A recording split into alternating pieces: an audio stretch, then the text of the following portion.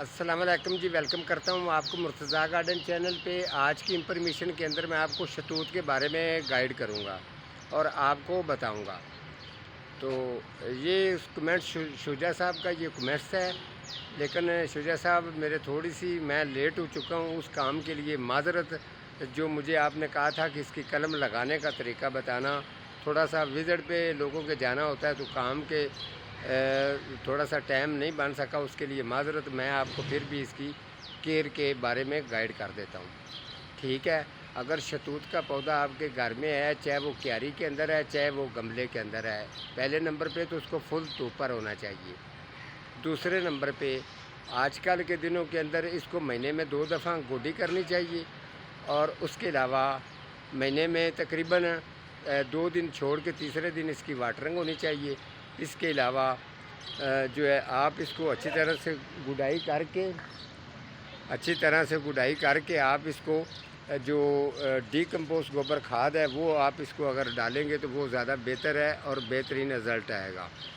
ساتھ ساتھ جب آپ نے آج کل کے دن کے اندر اگر اس کی گڈائی کرنی ہے یا اس کی کیئر کرنی ہے تو پھر یاد رکھیں ایلو ویرا کے سلائس اور پتھر چٹ کے پتے اگر آپ کو مل جائیں، وہ چھوٹے چھوٹے سے باریک کر کے ان کے ساتھ تھوڑا سا اگر آپ کو چونا مل جائے تو وہ مکس کر کے اس کے اندر ڈال دیں، اس کے موڈ کے اندر ڈال دیں تو بہترین رزلٹ آئے گا۔ ایک تو اس کا یہ ہے کہ اس کے ساتھ ساتھ اس کی عمر بھی بڑھے گی۔ شہتوت کے پودے کے اندر ایک تو مٹھاس زیادہ آتی ہے، ذائقہ اس کے اندر بہت اچھا ہو جاتا ہے۔ اس کے علاوہ شہتوت نیچے گرتے بھی نہیں ہیں، تو پتے جو ہیں یہ بھی بہت کم گرتے ہیں، اور جو اس کا شہتوت ہے یہ لگنے بھی زیادہ شروع ہو جاتے ہیں۔ اس کے اندر کافی کوالٹیاں اس طریقے کی ہوتی ہیں۔